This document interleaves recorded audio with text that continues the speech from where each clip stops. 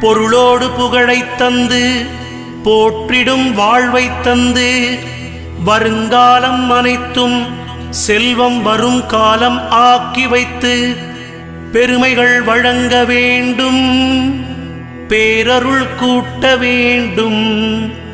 அருள்மிகு குருவே, உன்னை அடிபணிந்து வணங்குகின்றேன்.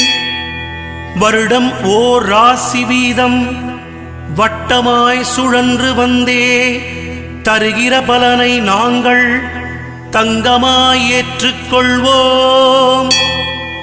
வருகிற நாட்களெல்லாம் வசந்தமாய் மாறுதற்கே அருள் தரும் உனது பார்வை அனுதினம் எமக்கு வேண்டும்.